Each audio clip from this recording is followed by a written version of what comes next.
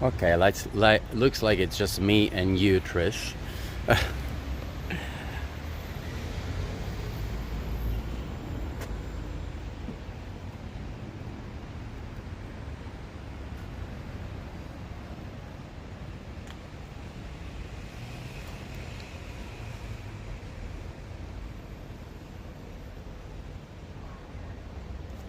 Okay. Someone there? Anyone there?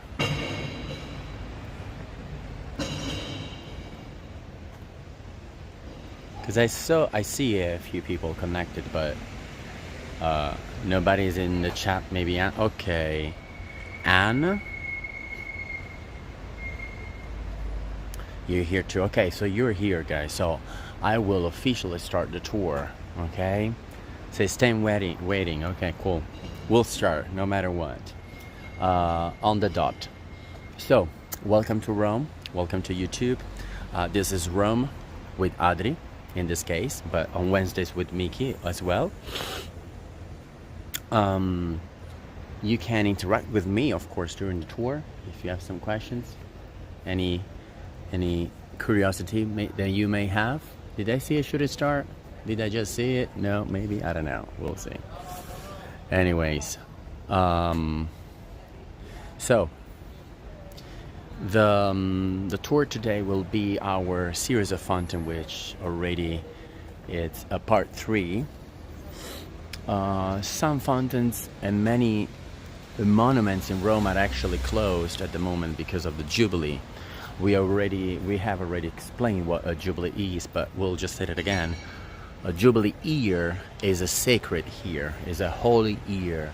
It happens every 25 years. So it's not any kind of event, it's the event. Definitely the event in Rome. Imagine just the fact that it happens every 25 years, it makes it a huge one.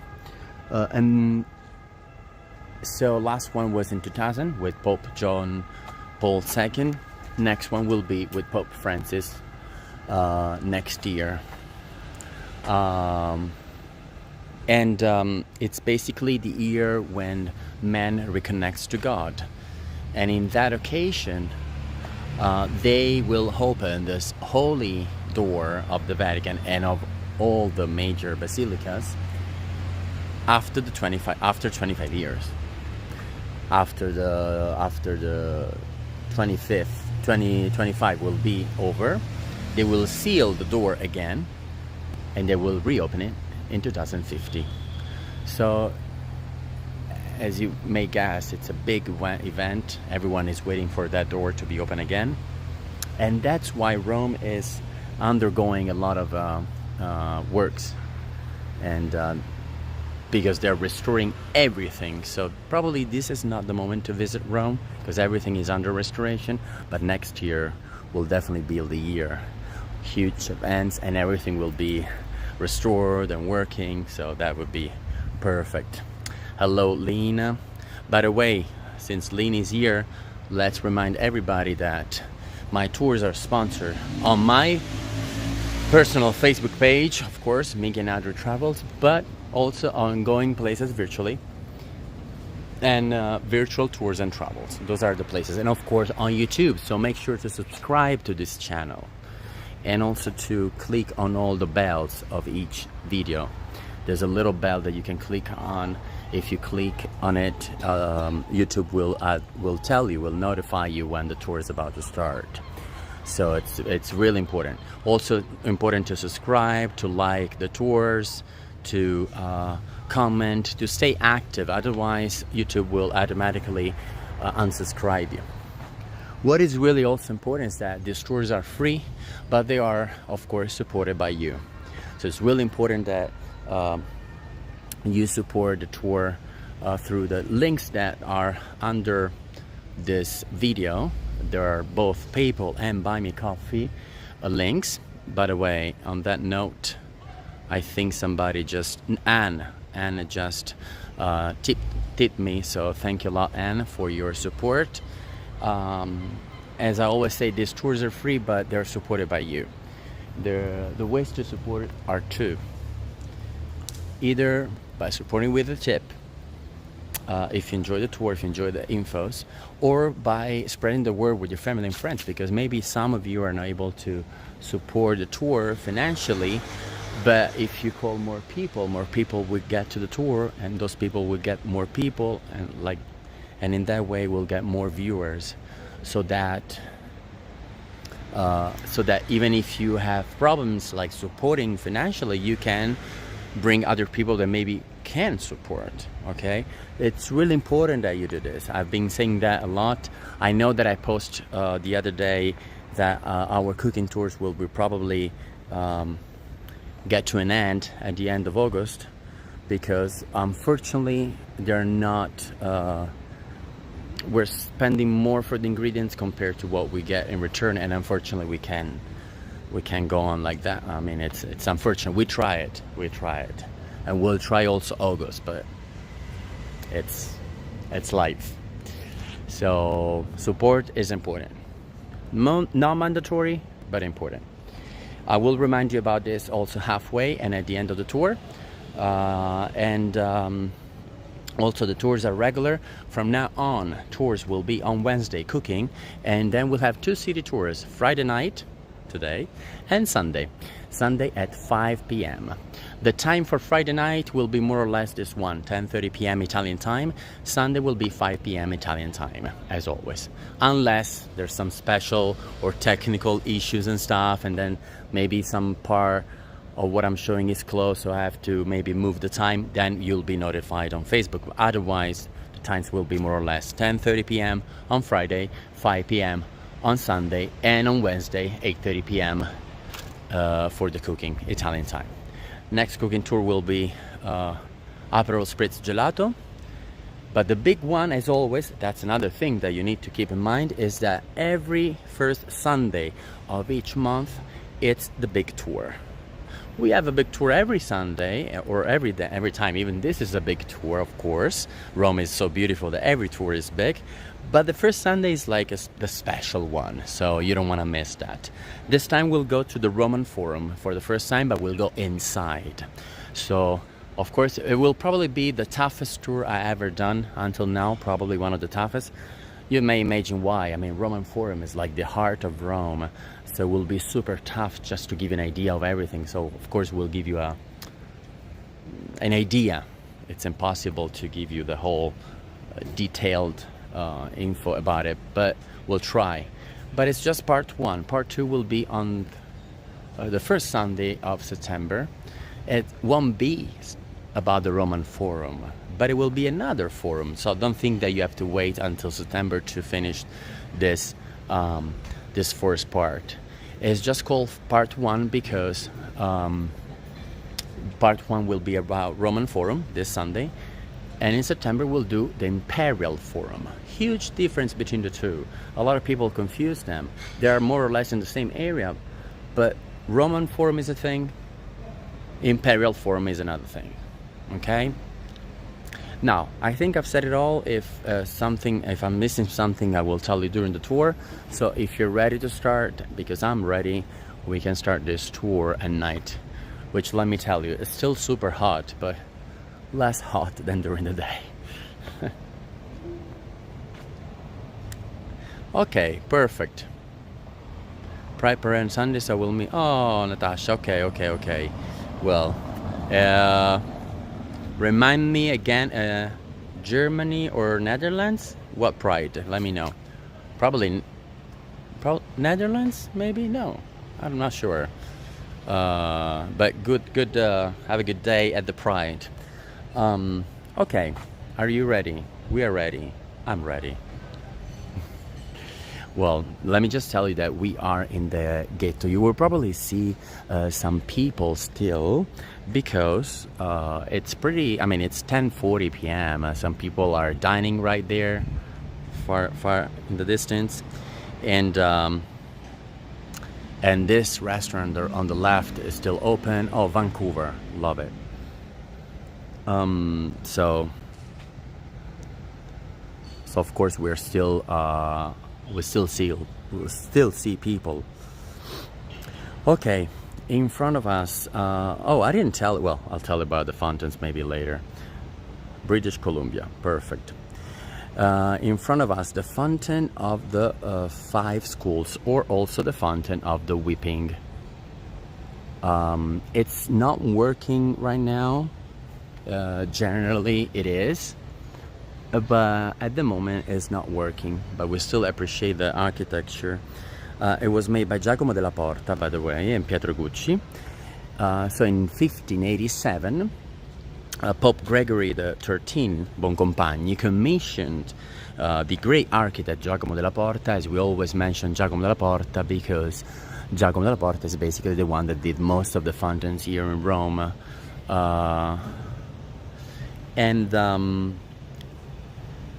To build this fountain. So he commissioned Giacomo della Porta to build this fountain.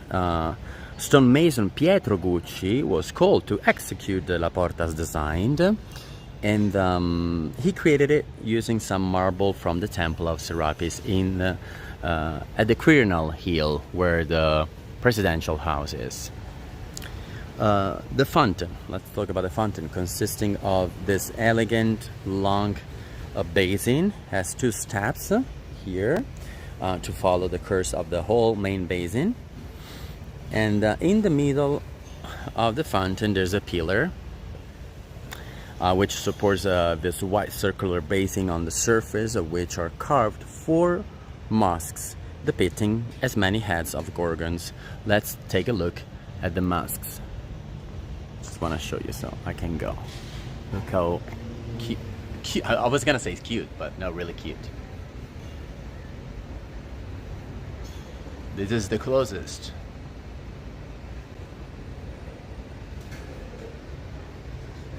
I'll show you another one because they're not very, they're similar but not all the same. There you go.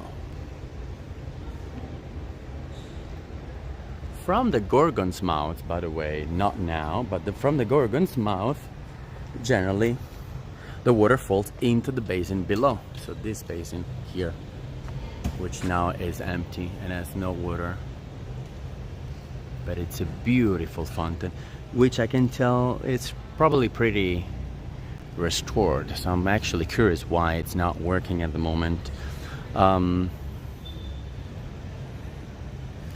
You're talking about the Pride, yes, interesting. Probably even more interesting topic than Rome. Have a good day. Have a good gay day. Let's say it like that way.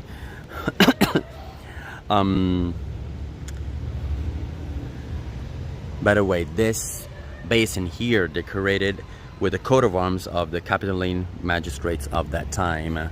So this is the coat of arms I'm talking about. Super small, but you can take a look in the meantime. You're having really good close-ups and details here.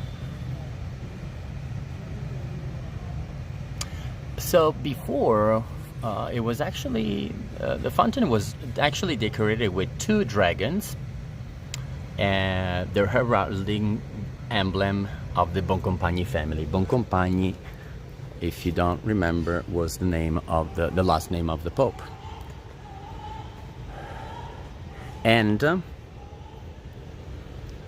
menorah. You all know what's a menorah, a 7-armed, the 7-armed candelabrum, and one of the oldest symbols of the Jewish region. By the way, we are in the ghetto. We're in the Jewish ghetto of Rome, which is the oldest in Italy after the one in Venice. And the 2 dragons, by the way, were removed during the pontificate of Innocent X. When the old ghetto was demolished completely and the area was redeveloped, the fountain was dismantled and spent a long time in municipal warehouses. So, can you imagine? And it returned here only to this square only in 1930s. So huge time. Think that it was constructed in 1593 and it returned here in the 1930s. A long time in the warehouses of Rome. Anyways, the square named the Piazza delle Cinque Scole, which I want to show you the Here the sign. By the way, all the signs in Rome of the streets are in marble. Kind of cool in a way. See? Piazza delle Cinque Scole. What is Piazza delle Cinque Scole? Which is also the one that gives the fountain one of the two names, because the fountain has two names. The term scole is a Roman way, because that's how we would say in Roman. It's the Roman way for the plural of schools. So we would say scole for schools. And so Piazza delle Cinque Scole, square of the 5 schools. And as a matter of fact, there were 5 Jewish schools operating here. The Scuola del Tempio, the School of the Temple, the New School, the Sicilian School of the Italian Rite, and the Castilian School of the Spanish Rite, and finally the Catalan School. Amazing that it wasn't destroyed. Well, definitely restored during the time.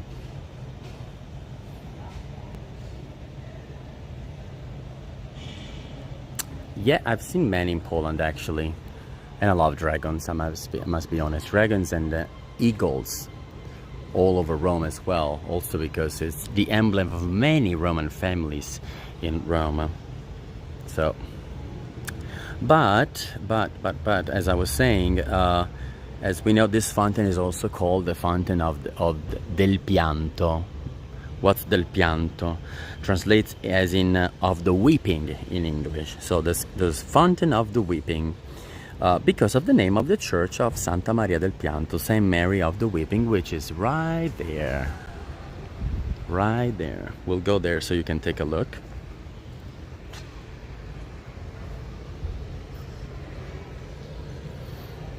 That overlooks the square, and the construction was between 1608 and 1735 by Sebregondi, Mola, Vespignani, and Bernardi. So where those two guys are eating. So that white door is the church of Santa Maria del Pianto, Saint Mary of the Weeping. In this building, you may not think it's a church, but it's a church.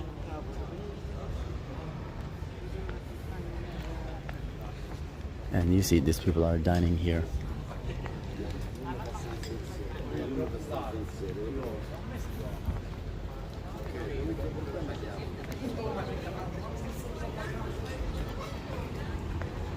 Another fountain here, very particular one. But you know this one, right? We talked about it many times, the Nazone, the big nose fountain. They have the little tap there with the shape of a big nose. You basically put your hand underneath and the water comes out. And seagulls, which of course are trying to eat from the trash of the restaurant. That trash will be taken away at around 3-4 a.m. in the morning, when the trash trucks come. And we are in the heart of the Jewish ghetto here.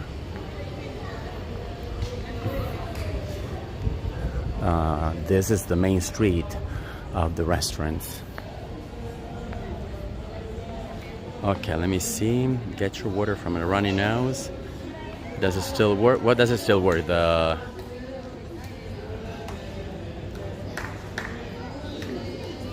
What do you mean, does it still work? What are you talking about? Okay, I hear Jewish singing. So this is particular. And we're getting into... And you can tell we're in the Jewish ghetto because we have many symbols on the walls, just like this one. See? The menorah right there, or the Star of David there, here, another menorah. This is a particular wall of the Jewish ghetto. The fountain still works, yes. Right now has no water, but it still works. And this is a super cute street. This is probably the beauty of Rome, to get lost in this narrow streets and then find out some masterpiece all of a sudden. And actually we are heading to another fountain, which is probably considered one of the most beautiful fountains in Rome. Not kidding. And yes, one of my favorite. Think that it's very particular as a fountain and also has a very particular story. Guess what? Also constructed by Giacomo della Porta. By the way, we are in Sant'Angelo district, in the ghetto again. And there you go.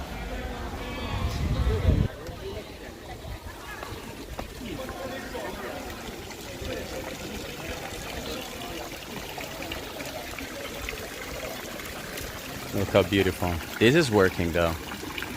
This is working.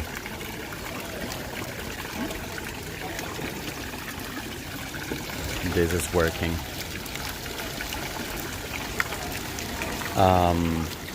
So a few steps away from the old Jewish quarter, there's this fountain.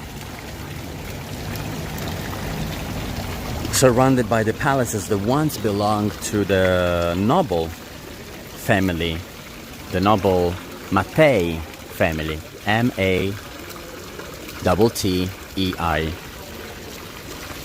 who gave the square the name, and also, no, I was gonna say also to the fountain, but no, that's not true, because this is the fountain of the turtle. And as I was saying, here stands one of the most beautiful fountains in Rome, built between 1581 and 1588 on a project of, as I said before, Giacomo della Porta. The history of the fountain comes from a romantic fable. Do you want to know? Do you want to know? Because I love this story.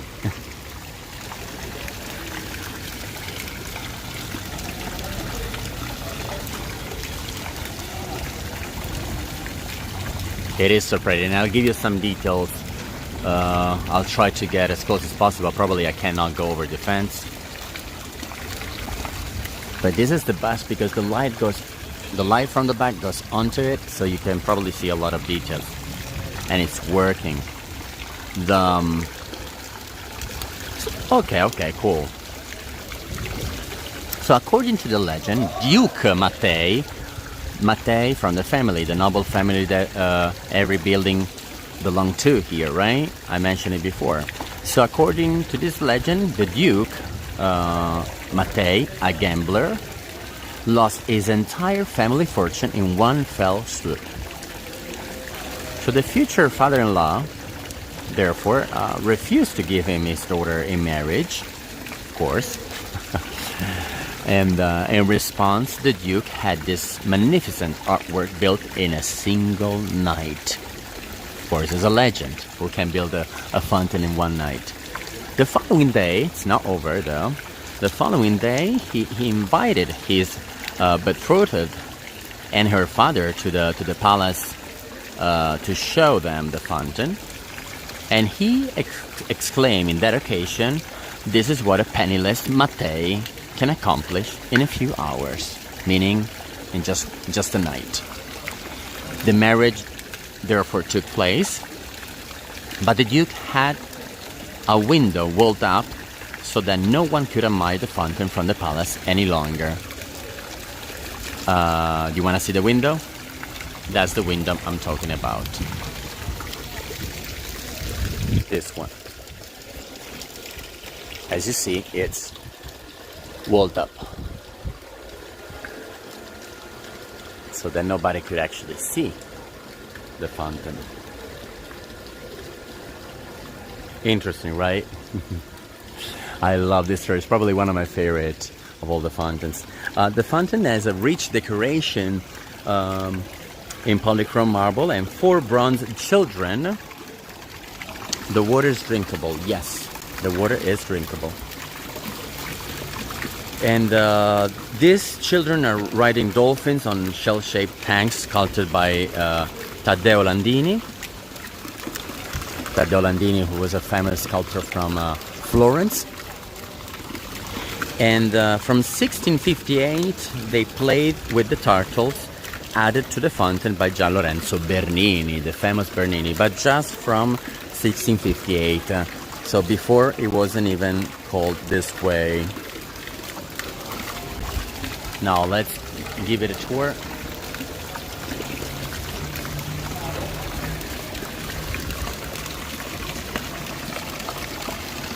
Look how beautiful. You see the turtles that are on the top of each hand of each boy.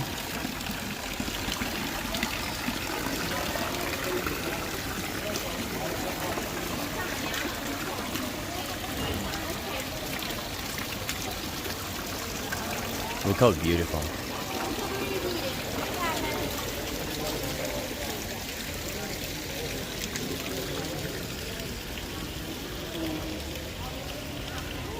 Okay.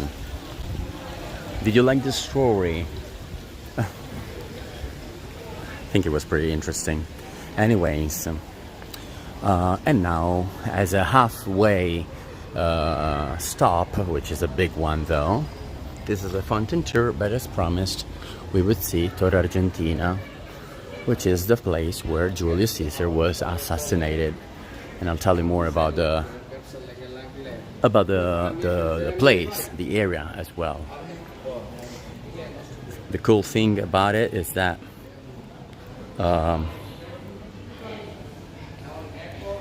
so we just saw 2 fountains. Now we'll see this beautiful area and then 2 more fountains. So it's a perfect tour because it's 2 fountains, no fountain, 2 fountains. And just to end in a very nice place, I wanted to end it in Piazza Navona, but as I was telling you before, Rome is under restoration, all of Rome. And so that means that a lot of fountains are under restoration, just like Piazza Navona as well. Okay, we can go this way actually. I see that you like the story. Making need a drink or the toilet? Who? Me? I need a drink. I need a drink. Exactly. I will probably, with the tips, I will probably buy a drink. Anyways, this is we're still in the Jewish ghetto in a way.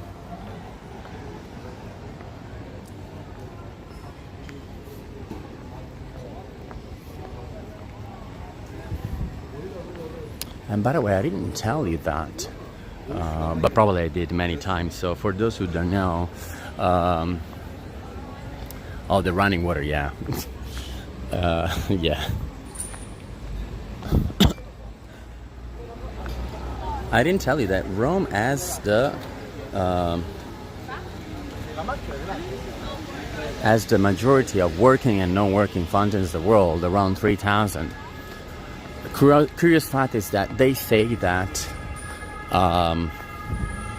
Kansas City owns the title of the city with the majority of working fountains. Okay, don't tell me that the area is open. This is so new. I can't believe we can go under. Wow, you guys are so lucky. Really? Okay, maybe not that. Okay, this is cool. This is totally new. So at least we have a better view. But maybe it's actually too low, so probably it's not even that cool. But you can tell, you can get a view of some of the ruins here. Oh, see a cat there? Because as you know, this is also a cat's place. It's the most famous cat's place in Rome.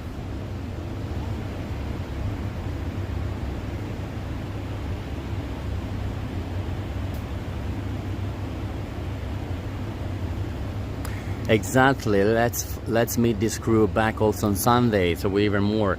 Call friends, spread the word. It's super important to keep the tours alive.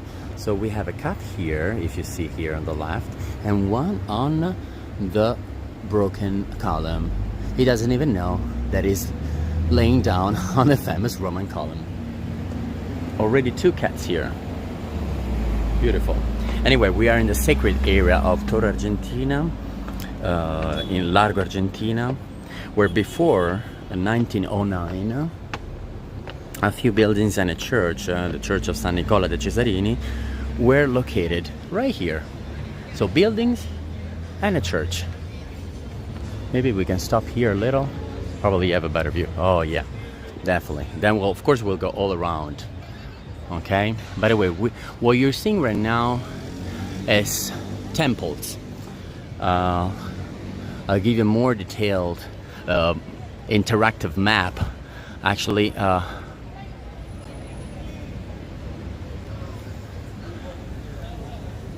hello, Faith.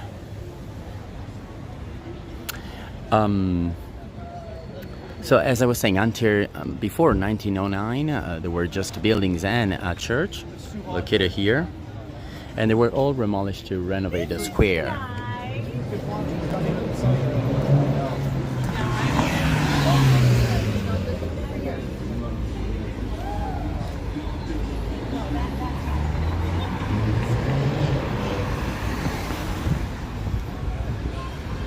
So during these works, when renovating the place, the marble remains of the colossal statues were found, and from these findings, archaeological excavations began.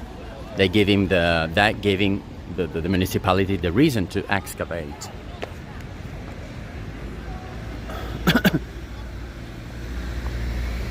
Oh, beautiful.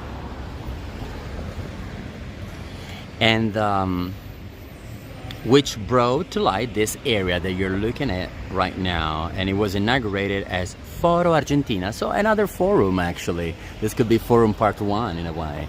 So Argentinian Forum in April 1929. So not even 100 years ago, people. That's crazy. Anyways, it's one of the most important archaeological sites of the city, with the remains of 4 temples. So we already just passed 2 temples, and here on the left we have 2 more. So can you imagine how low this area was? They're all from the Republican age, from ranging more or less from the 1st century to the 2nd century before Christ. These tourists are following me all the time, and I wish to be left alone, so I don't have people talking to me. I'm sorry. Oh, by the way, we're just passing by this theater, Theater Argentina. It's all connected to Argentina. Look how beautiful.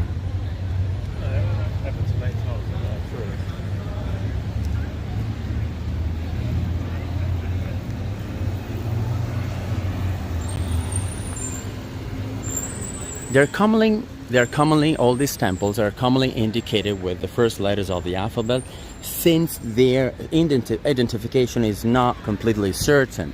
So we also call them Temple A, Temple B, Temple C, Temple D. For example, the one we're looking at right now, this columns here, is Temple A. And the more you go farther, you get to Temple D. So A here, then B, then C, and then D. Okay. Ooh. The round one that you saw in the middle, we were just there, is Temple B. We were there before. You probably noticed the round temple, which is the only round one. This is actually, this columns is Temple A. We gave them name anyways, but yes, they're also called with letters.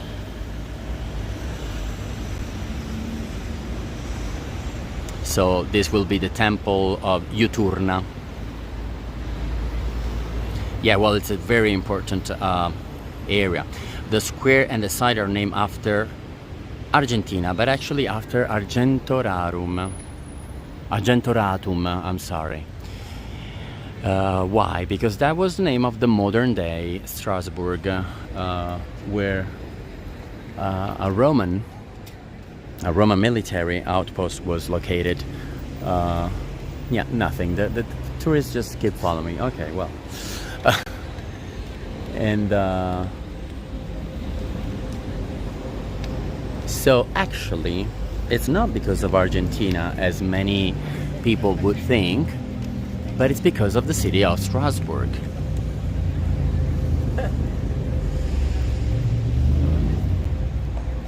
Was that a building at some point? Is that the remains of it? These are all remains of these 4 temples, Lynn, if that's what you're asking. Also, look at the stairs, steps there, or more, maybe even in the farther. We'll go around, so I'll show you a little in the meantime. How about that? You may not see it, but there's also, see that black spot there? No, it's too far for you, but it's a cat, another cat. By the way, why Strasbourg? Because this was the city of origin and of Johannes Burckhardt, master of ceremonies of Alexander VI Borgia. You all know the Borgia family.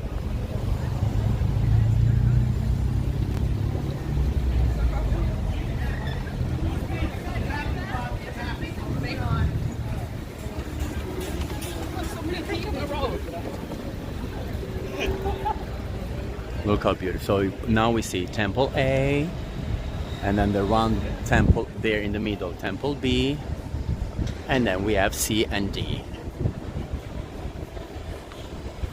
I will stop here a little, much better view. There you go. You have the view of Temple A and Temple B.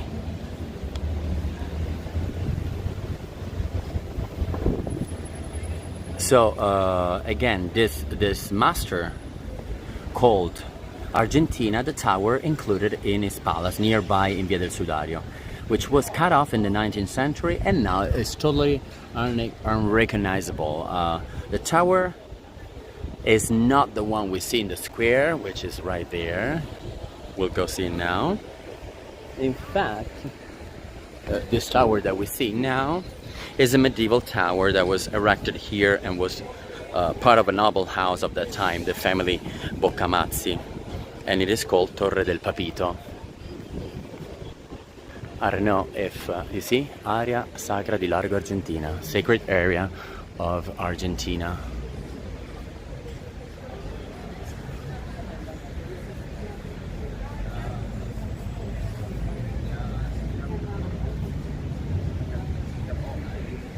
I don't know if you remember the MTV show called TRL. It was about music videos. In Rome, they will do that show in this tower. Can you believe it? That's crazy. Also because the space is super restricted, so I don't know how they could do it. Now they just placed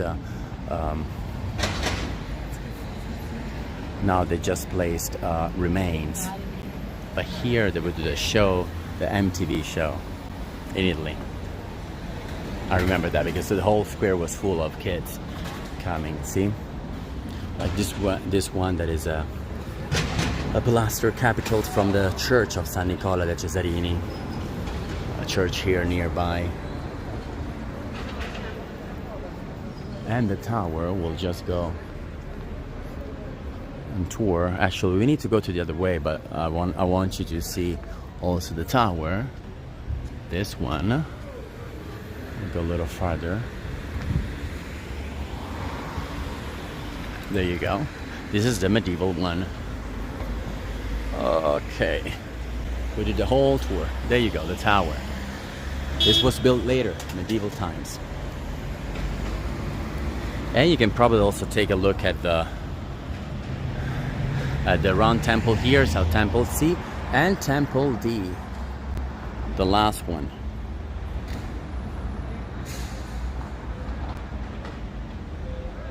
Temple D is exactly this one. The steps you hear here on the left. This is Temple D. There's also a cat right there. You see it?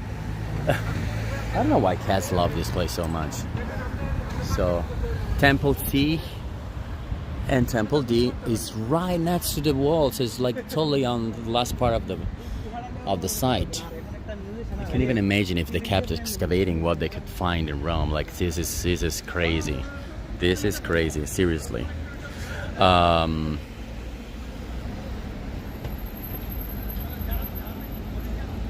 By the way,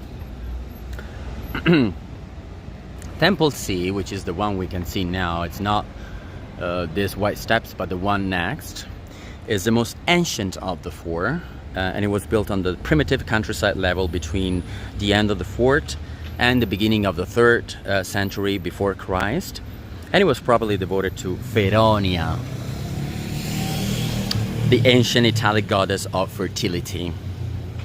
Smaller size is the one we were right before there, Temple A, so the first one of this line is probably the Temple of Juturna, built on the same level in the mid 3rd century before Christ.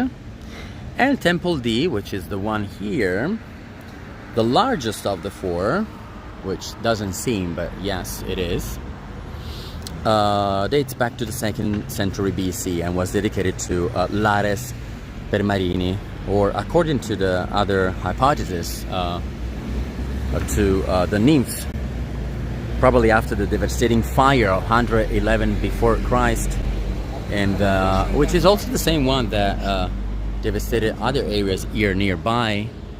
Oh, let's take a look at the cat. Oh, there are 2 cats. Oh, there are 3 cats. I don't know. Yeah, you can probably spot it. It's right there. So as I was saying, after that fire, over a thick layer of rubble, a unitary tile floor was created for the 3 temples, raising the entire square by over a meter. So that's a lot. A meter would be 50 centimeters. So more or less, that's tough to say. So 1 feet divided by 2, probably more or less 20 feet. No, I don't want to do the count now. It's probably because probably I'll be wrong. No, I'm wrong. No, 25 inches. That's what I meant. No, feet. Most scholars identify this temple as with the Temple of Fortuna, the fortune of present day, built to celebrate the victory of the Romans against the Cimbri of Viterbo. Viterbo is a city nearby Rome. We will probably go there because it's also the biggest medieval village in Europe. So probably we should go to Viterbo if the signal will be nice to us. No guilty for cats. Yeah, exactly.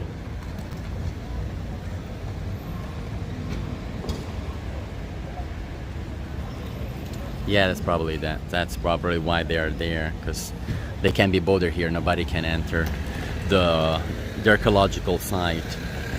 The dedication to a female deity seems to be confirmed by the big acrolith, a statue with head and bare parts in marble and the rest in bronze or other material, whose fragments, because of course we don't see the statue now, are now preserved at the Centrale Monte Martini Museum. We've never been there, but it's a big museum. Oh, they're so cute. Just talking about the cats. Sorry. They distract me. In 80 AD, you will remember, because I did mention that many times, another raging fire devastated much of the Campus Martius, including the sacred area, which underwent a new transformation by the Emperor Domitian. The rubble was leveled, and the travertine slab floor, still visible, was built above it. So after the 5th century, the buildings were abandoned, and the area was perhaps occupied by a monastic complex. Between the 8th and the 9th century, imposing structures were built in large blocks of tough, perhaps aristocratic houses.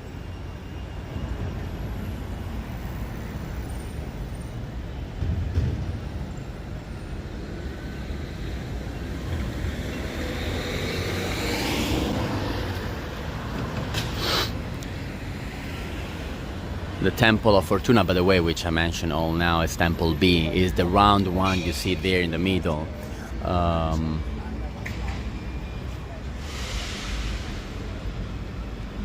So is that the one of the Temple of Fortuna?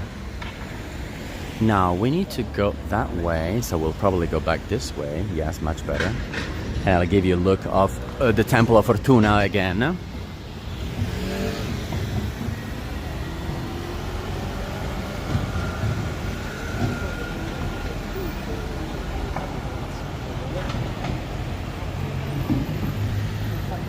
And by the way, I didn't mention anything about Julius Caesar. We are here for that as well. Inside the archaeological complex that we just saw, behind temples B and temple C, so behind the round temple, a large tough base is what remains of the Curia of Pompeii, where the sessions of the Senate of Rome were held at that time, and where on the Ides of March, oh, there's a cat here coming towards us, but it's getting inside the... Oh, it's cute. Hello. Hello. So cute. I'm not a big fan of cats, I must be honest, but I'm a big fan of red cats. That's my thing. That's a Temple of Fortuna, the one in the middle, the round one, probably the most beautiful one. And behind that temple, on March 15, 44 before Christ, Julius Caesar was stabbed 23 times to death. Da-da-da-da.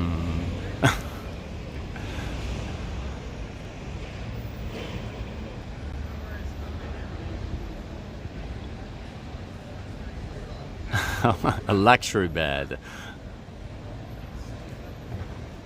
Very interesting to tour, a very interesting tour. But thank you in any case, because you say interesting, so I must guess it's for me. Yeah, I promised that it wasn't just about fountains today, but this is such an important site, not just for the archaeological, on the archaeological point of view, but also for the story, the heights, for the Ides of March, as we were saying. Talking about the Ides of March in ancient Rome, the days of the month were not numbered progressively from first to last as they are today, and but we're defining on the basis of a series of fixed dates according to the phases of the moon.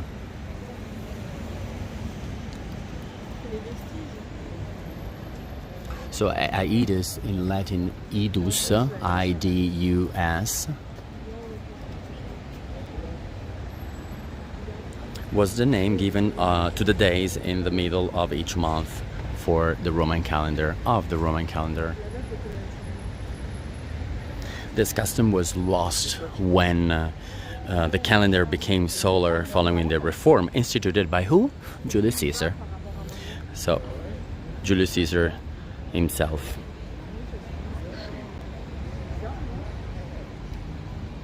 In 45 before Christ, by the way, exactly 1 year before his death. It's just funny that the area is so big, and literally, not kidding, like I'll show you, it's so big, and those two tourists that are working now, they just went next to me, close to me, like, really? Really? I know. I mean, I'm just like wondering why with all this space, like, I don't know. That felt weird. Anyway.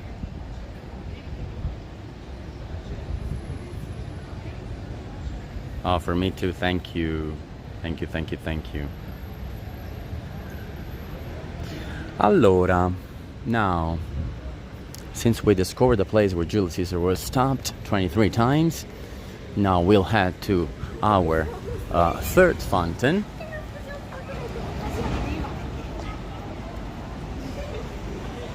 And oh,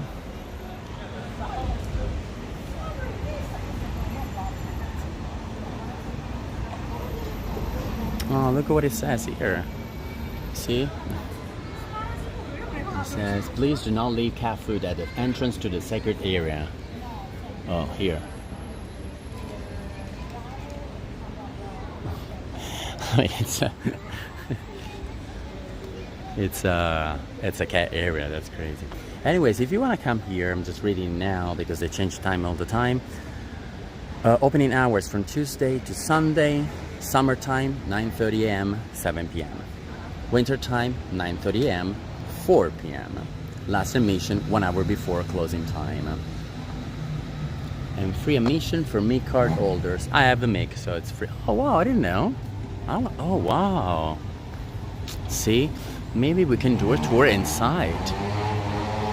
Yes, look at, I want to show you the map here. See how I was talking about the 4 temples? And this is exactly what I was telling you before. A, B, C, and D.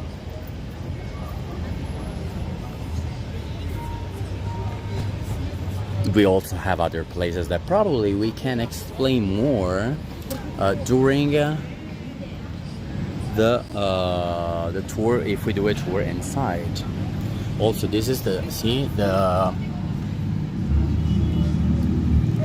the year 20s when they discovered the statues that I was telling you about, the Fortuna goddess. This is the head. Look at the head, big as a man.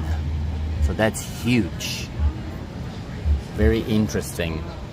So there's so much more to know about this place. Of course, this is just an intro, but okay, I was telling you, we are in the middle of our tour, halfway. So if you feel like you're enjoying the tour and you want to support it, you can click on both links below, PayPal and Buy Me Coffee. There's also another link which is not connected to the tour. I don't know if it's there. I don't know, but you check. You let me know if it's there. That's GoFundMe. That's another thing that's solely not connected with the tour. If you want to give it a read and you want to help me out, you're more than welcome. I would appreciate it. But if not, then you can support this tour with PayPal and Buy Me Coffee, or with and the links of PayPal and Buy Me Coffee are both in the description of this tour, but also in the description of the channel. Let me see. So you have many ways to support. If you can find the links, you can just write me on a messenger, Facebook, and I will give you links there. This is my reminder halfway of this tour. As always, not mandatory, but it's highly appreciated since the tours, of course, are supported by you. And even a small amount is appreciated, so any amount. Why did they keep choosing this particular site for building temple after temple? As I told you, we don't even know the names of these temples, but think that Rome before was whole, especially this area. We're really close to Campo Martius, and we're really close to the Pantheon, so the whole area was was a whole archaeological site, was a site of temples. Of course, they were probably even positioned this way, that they moved it a little while they were excavating it. You're welcome. Allora, are you ready to continue and see and go to the third fountain of this tour? I gave you more insight on this part because this tour had a 5th fountain, but since that fountain is closed at the end of the tour, I decided to give you more insight of this archaeological site, just as an extra. But, and let me thank who? Let me thank Michaela. Thank you so much for your support. Sorry, I'm having a problem with the gimbal. Give me a second. Okay, there you go. Thank you, Michaela, for the support. PayPal is preferred, by the way, because Buy Me Coffee takes off some commission. But if you find yourself better with Buy Me Coffee, then you're fine. Allora, I was wrong. I was going the wrong direction, so I have to go back. My bad. We have the chance to see the Temple A again, Temple of Juturna. If you're interested to go inside, we may do so one day. Why not? Maybe in a while, maybe in a little while, because we already I already gave you this tour about it. So, but of course, seeing inside close, it's a different story. But let me know.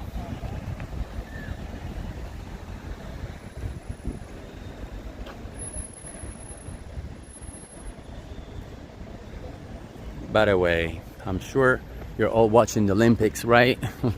Are you enjoying the Olympics?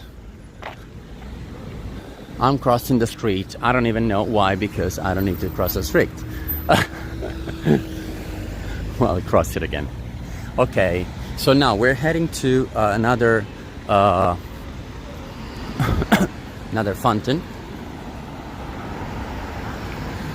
As always, these tours last around 1.5 hours, but sometimes less, sometimes more, it depends.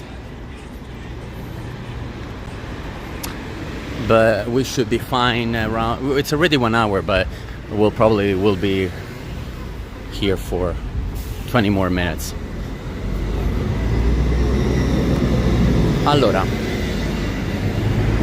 Allora means so.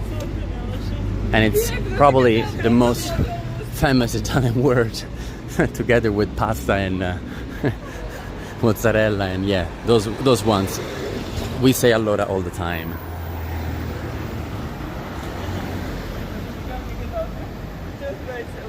You're enjoying this tour. Thank you so much, Natasha, and thank you so much, Ronnie. Thank you, Lena. You didn't need to. Why? You're so nice. Thank you for the support. Lean, by the way, is another guide. She keeps traveling the world. So thanks to Lean, you're able to see many parts of the world, not just Rome. You know, I'm boring because I'm just in Rome, but Lean is traveling the world. So follow her tours. Lean, if you want to sponsor your YouTube channel or your Buy Me Coffee channel, you can do so. You're more than welcome, and people can subscribe to your channel as well. Make sure to follow Lynn, because she's not just an amazing guide, but also, again, by traveling the world, you're able to see many parts of the world, not just Rome, which of course, beautiful city, we know, but just Rome.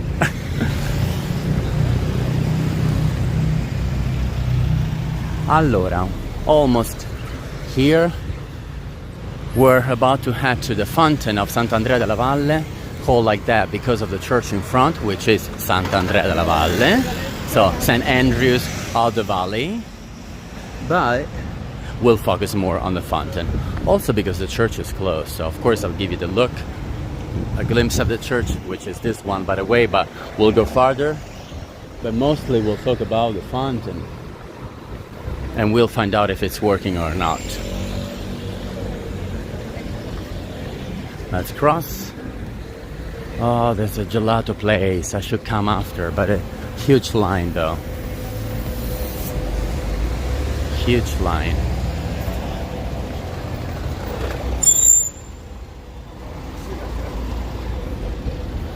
Okay, the fountain is not working, but still beautiful.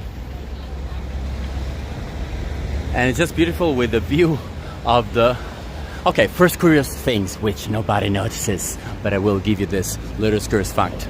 If you take a look at the church, there's an angel on the left, if you look at the top part, but not on the right. See, you can tell anyone about this if you come to Rome. Thank you for the compliments, Lynn. By the way, we are now in Piazza Sant'Andrea della Valle, where we can admire this beautiful church with the same name of the fountain as I was saying before.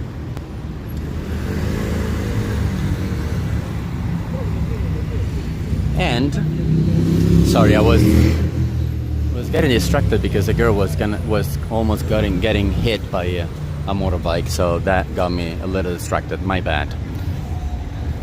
But she's okay. She's okay.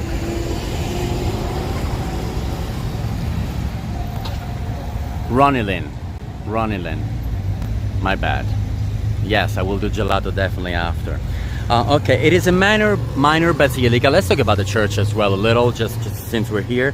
In the Sant'Eustachio district. We talk about Sant'Eustachio many times. That guy that changed his name when he converted to Christianism. You remember that? I don't know if you do, but I will tell you more about it.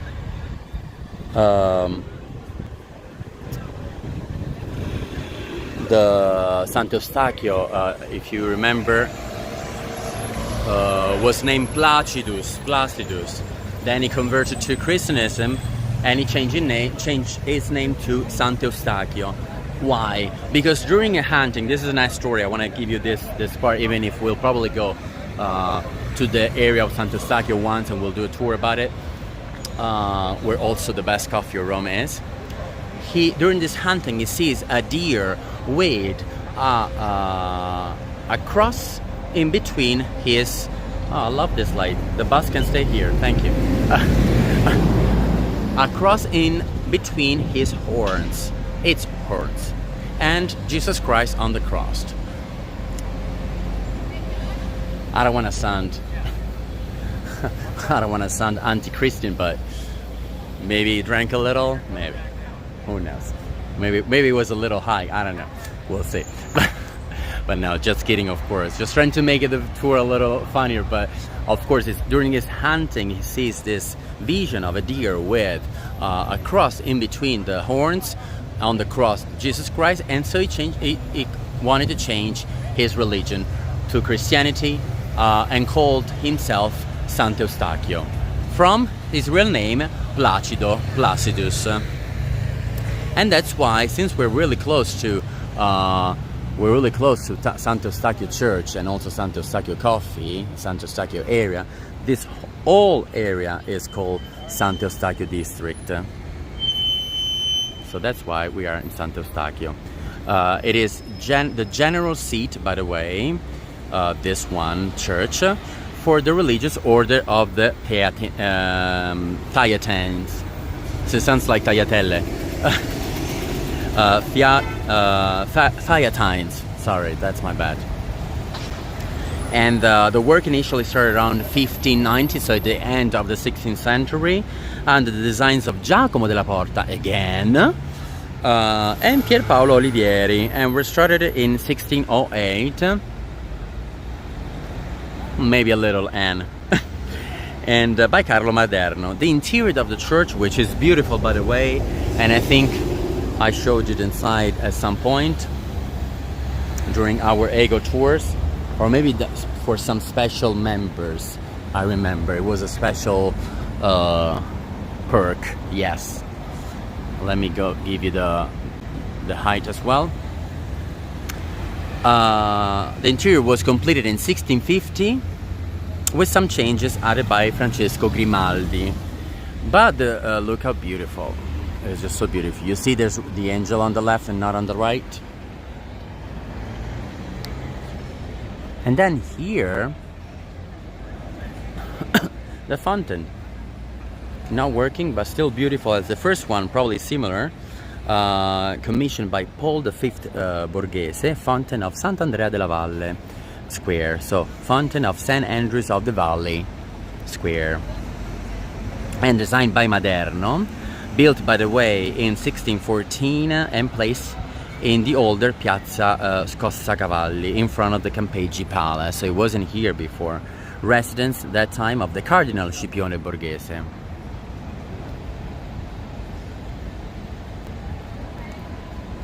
Let me give you a better look. I love that. I don't know why. It's always people curious about a person holding a gimbal, and they're like, "Wow, what is that? What is that?" I'm not holding something weird, people.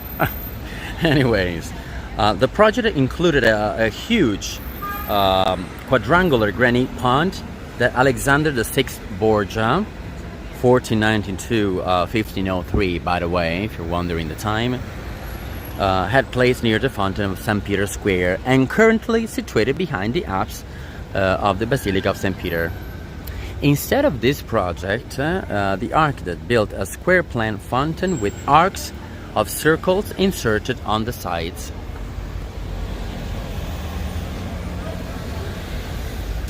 In the middle there's a decorated shaft, so we'll get closer because I can. You see the shaft? Probably better on the other side. I'll give you a tour. Maybe the light will be better. There you go. Much better on this side.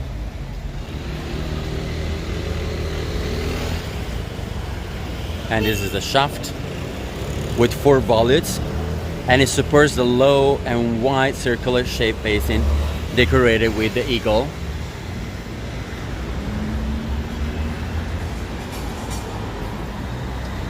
There you go. As I was saying, decorated with the eagle and the dragon, symbols of the Borghese family. In the center of the basin we find a capitol.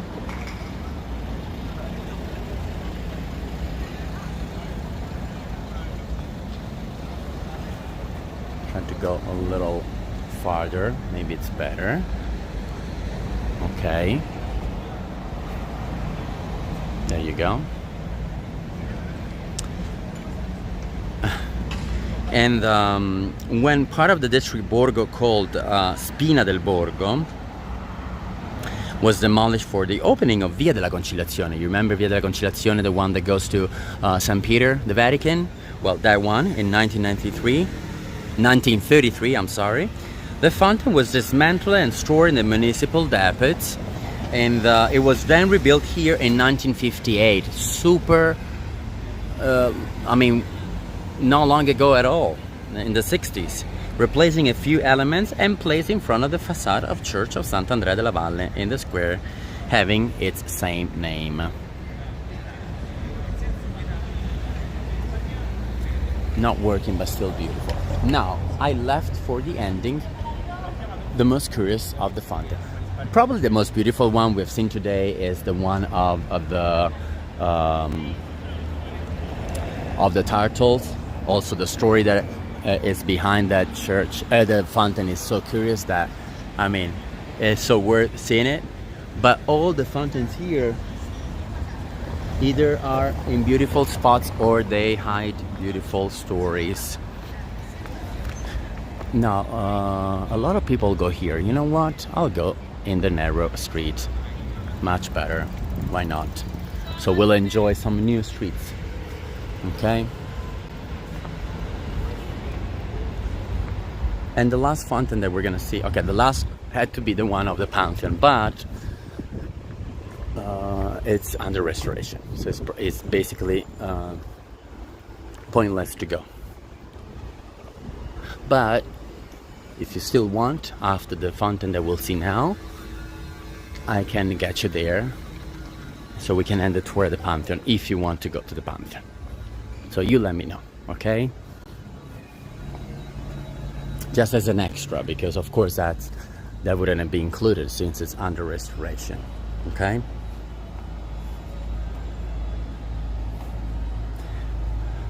But now we're heading in a super narrow street to the fountain of the books, the one that I sponsor as an image for this tour. So particular, so particular.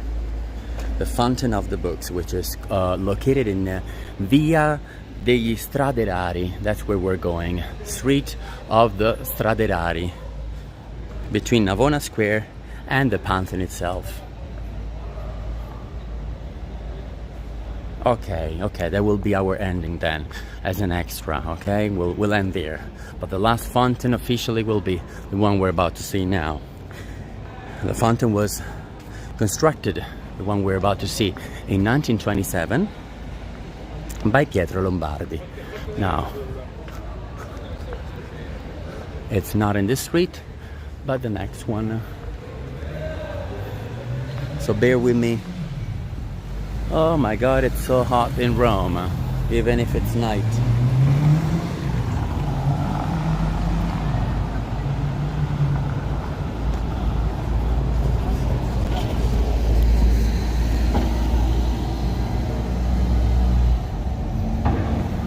Okay, then we'll go there. Then we'll go there.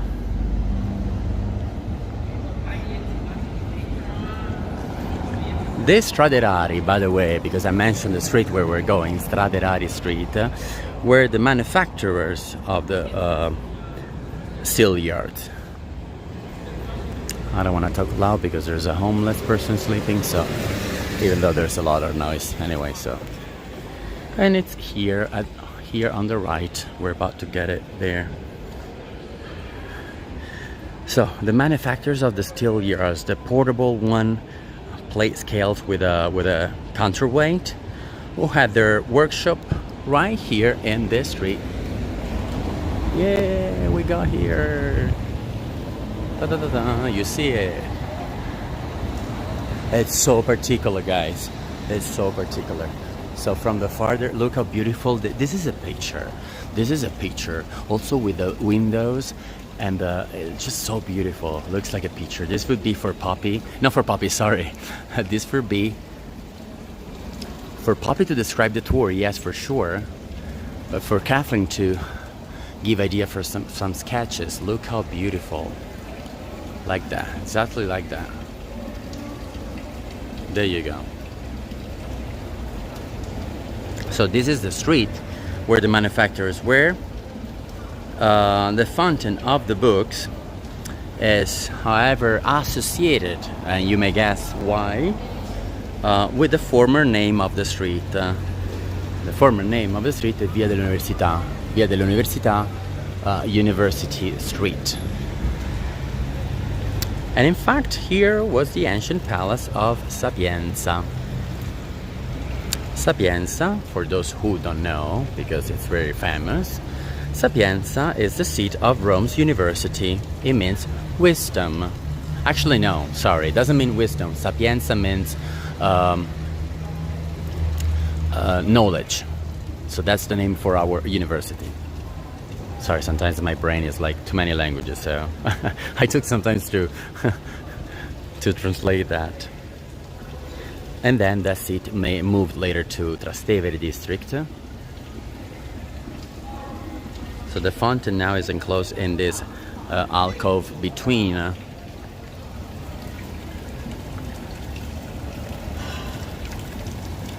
I'll wait for the people to go.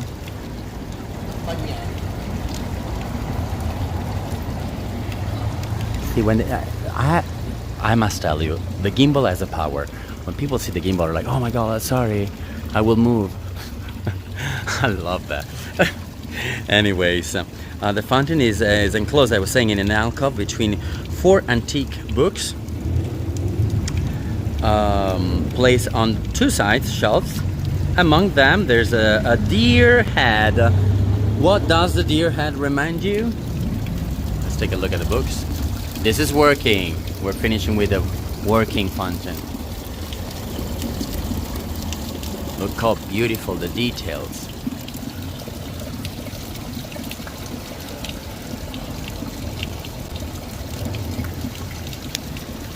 In the meantime that you tell me,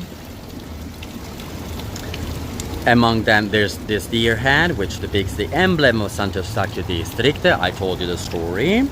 The water gushes from 2 bookmark shaped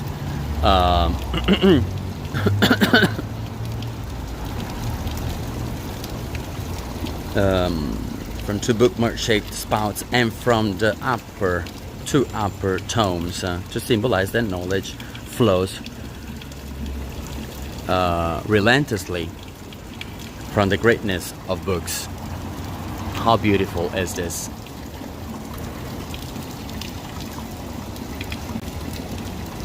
Again, to symbolize the knowledge that flows relentlessly from the greatness of the books. Description in the center, Sant'Eustachio. Do you read that? Right there, Sant'Eustachio. R and then a 4 in Roman numbers. Should correspond to the name and the numbering of the district, but it is wrong. Since Sant'Eustachio, it's correct. but not the numbering, because Sant'Eustachio district corresponds to district number 8 and not number 4 as description states. So definitely wrong, but this is so beautiful. SPQR, Senatus Populus Quae Romanus, the most famous abbreviation you will find in Rome. You will find it anywhere, anywhere, anywhere. Senate and people of Rome in Latin. Restored in 1998.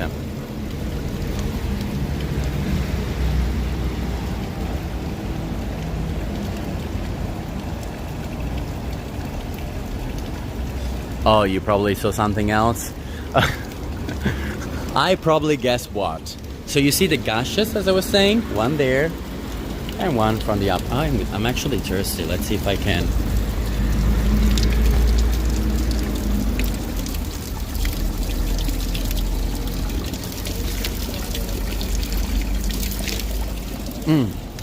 Okay.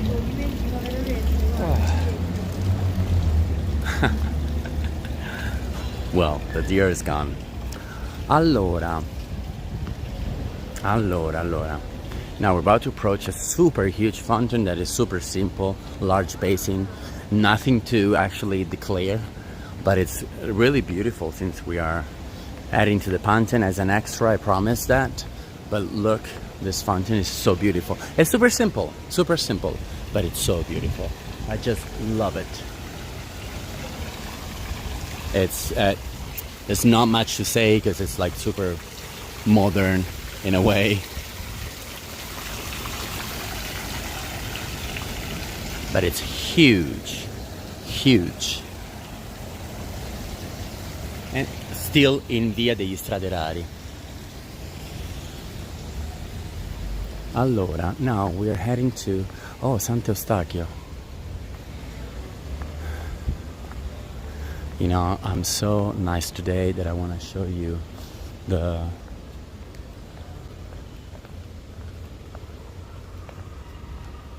aperto.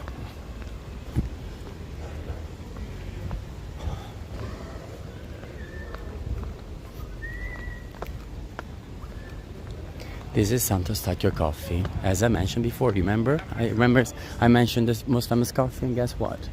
I brought you here. Sant'Eustachio coffee, the most famous coffee, the best, not the most famous, the best coffee in Rome since 1938. Think that they own the record for 60,000 cups in a day. They have any kinds of coffee. Here, look at they're so cute. The one I take always is, where is it?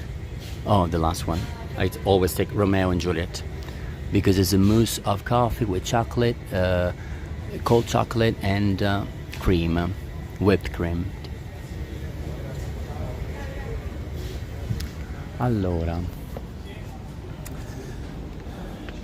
you can find this coffee also in New York's Whole Foods or London's Marks and Spencer if you want to try it. Coffee is 100% natural, Arabic, and by the way, I don't know if you knew, let's give you some hints about coffees. It's the most drank drink beverage after what? Water. So think that water is like the most important one. So if you take out water, coffee is the most drank in the world, and also the second most commercially speaking, the most sold product. After what? Petrol. So coffee is huge. It's a huge business. By the way, I want to show you the church here right in front, the church of Sant'Eustachio, the one that I told you the story about. Remember, Placido converted to Christianism. There you go. And I don't know if you can see right there the horns and the deer. Let's see if we can go a little farther. This is extra of an extra because we were supposed to go to the Pantheon, but this is new. Actually, I was supposed to do a tour here, but now I can't do it anymore because we're doing it now. You see the deer right there? Probably during the day it's more visible. The horns and the cross in the middle, well, probably not that visible at night. The church is super restored. But that's what I was talking about before. Church and coffee. Right there in front. Sant'Eustachio district. By now, you know everything about Sant'Eustachio. And now we'll end our tour at the Pantheon with the most beautiful, one of the most beautiful hotspots in Rome, and the oldest building still in use today in the world. Let me say that again. The oldest building in the world that is still in use today. Because of course it still serves as a church. I'll give you the view and we'll end the tour with the beautiful view of the Pantheon, which is always beautiful to see. And as you noticed, we're 1 hour and 20 minutes from the tour, the beginning. So, see, I was super precise on that. I'm proud of it. This is an extra, so it doesn't count.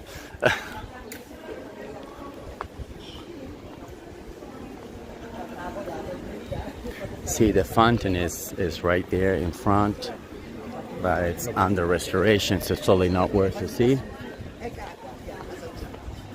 This is the square and this is the Pantheon at night.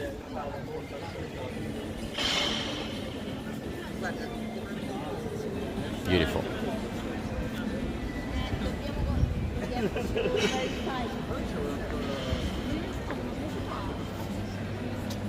There you go. By the way, I want to give you see what they're doing now. Restoration of the fountain.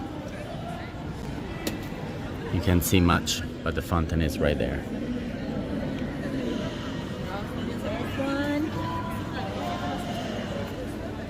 And the fountain itself.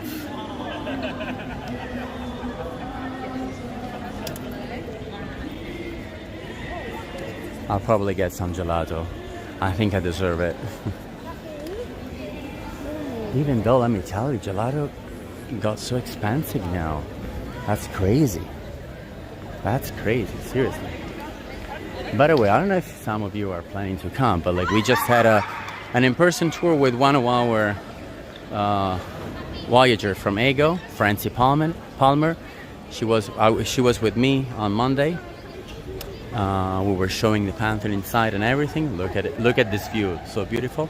And so we also do in-person tours. If you're interested, you can just message me on Messenger, Facebook, and we can plan it out. Francie also posts some pictures of us while touring. All the still in use, yes.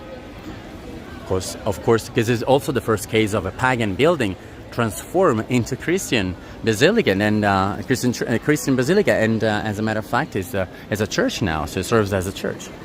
We do masses here, we do weddings, funerals. So much more info to give you, but probably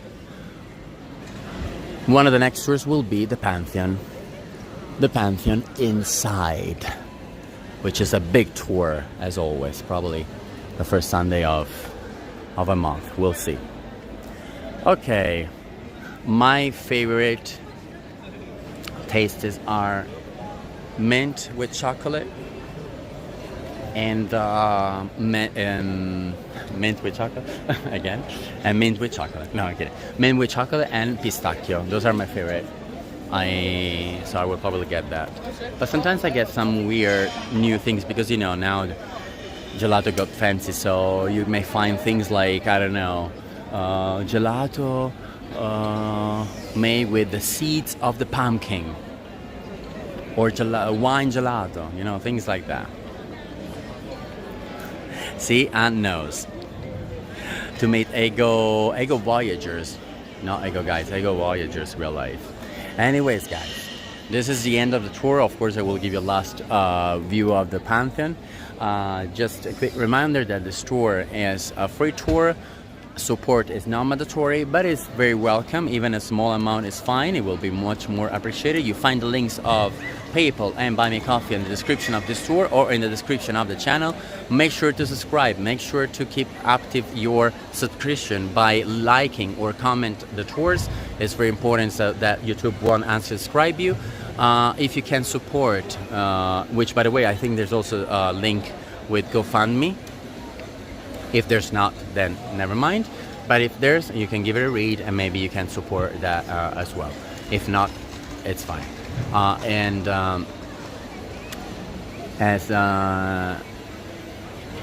As we all guys say, tours are supported by you, so it's highly important that you support. But if you can support, again, by leaving a tip, you can support by spreading the word.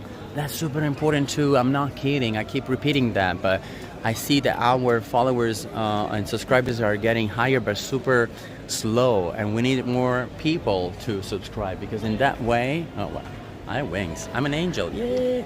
Anyways, in that way, we can keep going with the tours. One of the reasons why we're stopping also the cooking tours is because unfortunately we are not supported enough, and we can't go on like that. But we need to support these tours, otherwise tours will stop at some point, and I don't think anybody wants that. So anyways, thank you for staying with me. Next tour is the big one, Roman Forum Part 1. You can't miss it. I don't even want to say more about it. You just can't miss it. We're gonna go inside, by the way, inside. So we're gonna see the heart of Rome, the beginning, the everything. I mean, what could be more than Roman Forum, right? So make sure not to miss that one. Tours are also, they also stay permanently on the channel. So we also give you that option, that opportunity. So we're trying our best. We're trying our best.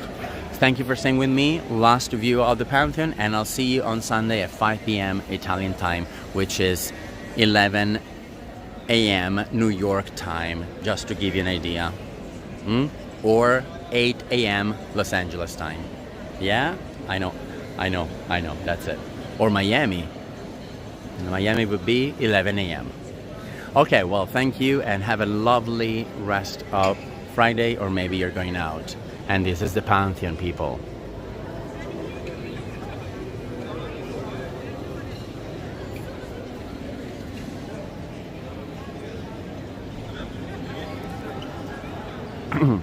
I'll probably do a tour about the Pantheon, but inside, and then another one of the outside, because also the surrounding areas are amazing to see.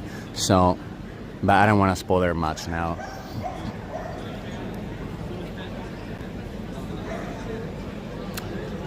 Bye, everybody.